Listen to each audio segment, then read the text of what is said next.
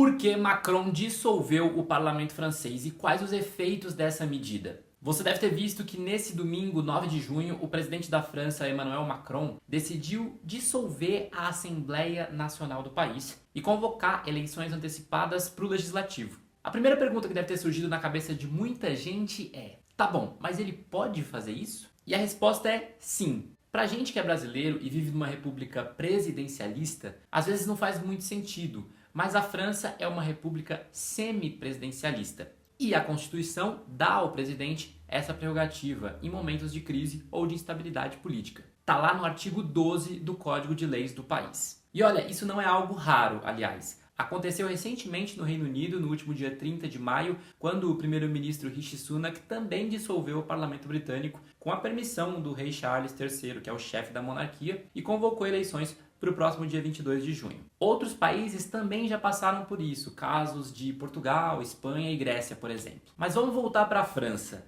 As perguntas seguintes aqui no nosso raciocínio para tentar entender esse movimento do Macron são: por que ele tomou essa decisão e por que exatamente agora? O partido de Emmanuel Macron foi um dos grandes derrotados na eleição do Parlamento Europeu nesse último final de semana. E aqui, atenção, não confundir. Existe o Parlamento Europeu, que é o poder legislativo da União Europeia, e os parlamentos de cada um dos países. São coisas diferentes. O Macron dissolveu o Parlamento da França, não o Parlamento Europeu que acabou de ser eleito. Mas vamos para o cenário dessas eleições no Parlamento Europeu. Elas confirmaram um movimento que já era esperado: o avanço da extrema-direita. Na França, por exemplo, o Rassemblement National, desse campo mais extremista e liderado pela ultradireitista Marine Le Pen, teve o dobro de votos da Aliança Liberal que é lançada pelo presidente Macron. Na Alemanha, que é a maior economia da União Europeia, o Partido Social Democrata do premier Olaf Scholz registrou o pior resultado da sua história, ficando em terceiro lugar, atrás das siglas de direita e de extrema-direita. Em alguns países, as bocas de urna colocaram a extrema-direita, inclusive, na liderança da votação. É o caso da Itália, com o partido pós-fascista da primeira-ministra Giorgia Meloni, e também da Áustria, com o FPO, Partido da Liberdade. Manifestantes cantaram Bella Ciao, um hino antifascista bastante conhecido, na frente do Parlamento Europeu nessa segunda-feira, em resposta aos resultados da eleição.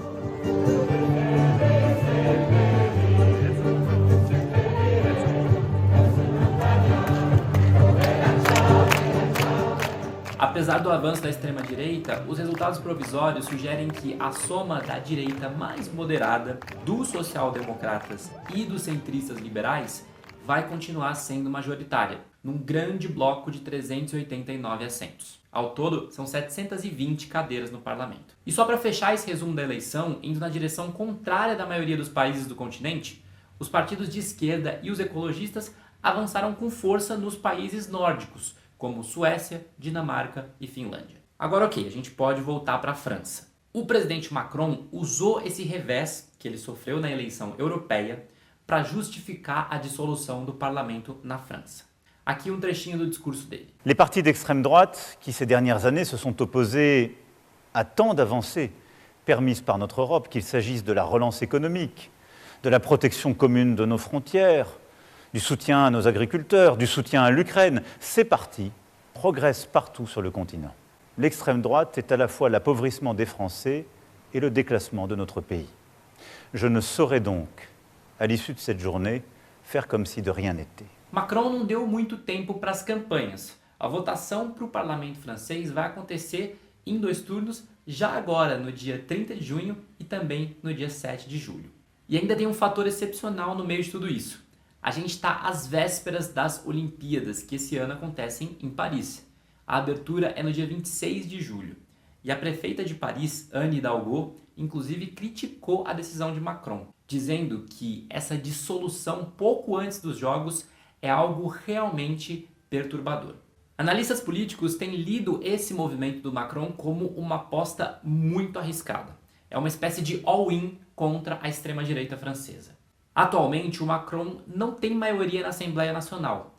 Por isso, ele tem sofrido para aprovar projetos de interesse do seu governo. Das duas, uma. Ou ele pode reverter esse cenário, ou fortalecer ainda mais a extrema-direita. Se o partido de Marine Le Pen sair vitorioso nas eleições legislativas, eles vão ter o poder de eleger um novo primeiro-ministro. Ou seja, Macron teria que lidar até o final do seu mandato, que vai até 2027, com um chefe de governo da oposição. Atualmente, quem ocupa esse cargo é o seu aliado, Gabriel Attal, de 35 anos. E foi exatamente isso que aconteceu na última vez que o parlamento francês foi dissolvido, lá em 1997. Naquele ano, o presidente de direita, Jacques Chirac, antecipou as eleições, mas foi a esquerda quem saiu vitoriosa. E Chirac acabou forçado a governar com os seus rivais socialistas até o final do mandato. De qualquer maneira, se isso acontecer, Macron e o seu partido também podem atingir algum lucro político, segundo os analistas. Vou te explicar por quê. A ideia é que com um primeiro-ministro de extrema-direita, o grupo político de Marine Le Pen pode ficar mais exposto, sofrer mais pressão popular e assim acabar se enfraquecendo até a próxima eleição presidencial, que, como eu disse, vai ser em 2027. Ou seja, Macron basicamente assumiu que está num momento de fraqueza política e apostou nessa dissolução como uma forma de ultimato aos franceses, para tentar barrar os extremistas e recuperar algum prestígio político e força do seu governo. Se isso vai acontecer ou não, resta esperar as eleições legislativas no país. Fato é que a França e a Europa parecem mergulhadas na maior onda de extrema-direita desde a Segunda Guerra Mundial. A preocupação dos países com a defesa e a soberania nacional nunca foi tão grande nas últimas décadas, num cenário em que a guerra da Ucrânia segue viva e sem qualquer previsão de trégua.